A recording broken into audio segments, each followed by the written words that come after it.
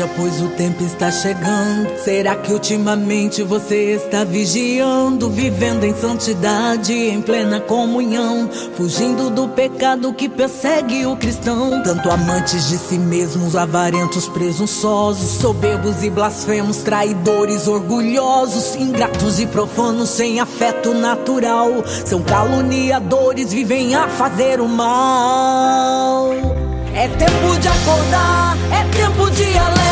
Os últimos segundos do relógio está girando. A trombeta vai tocar, o céu vai se abrir, e quem se preparou para a glória vai subir. Vai ver um novo céu, verá uma nova terra, a cidade santa, a nova Jerusalém. Não haverá mais morte, nem pranto, nem clamor. Tudo vai ser novo lá na glória com o Senhor.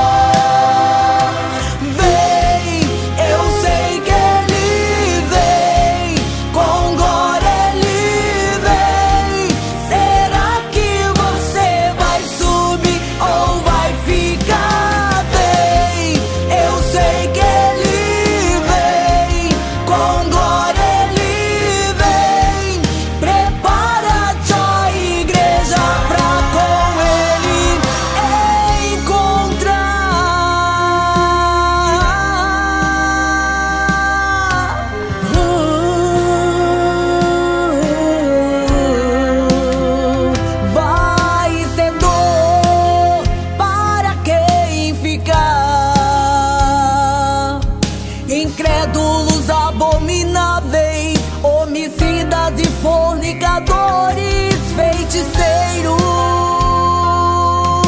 idólatras, mentirosos, serão lançados no lago de fogo e enxofre.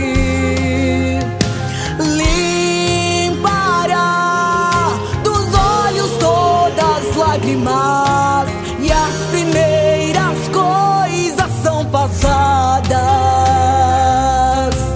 Quem vencer herdará o céu. Quem vencer da fonte da água da vida vai beber. Mais lindo será, tão lindo será, quando Ele de filho nos chamar. Mais lindo será, tão lindo será, quando frente a frente com Ele ficar. Vem, eu sei que Ele vem, com glória Ele vem. Será que você vai subir ou vai ficar? Vem, eu sei que Ele vem, com glória Ele vem. Prepara-te, ó igreja, pra com Ele encontrar.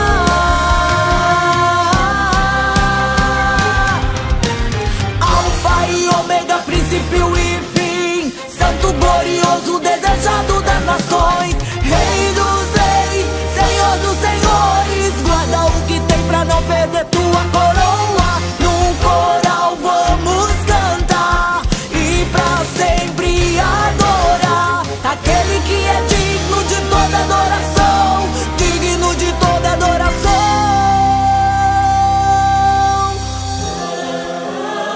Ele é santo, Ele é santo.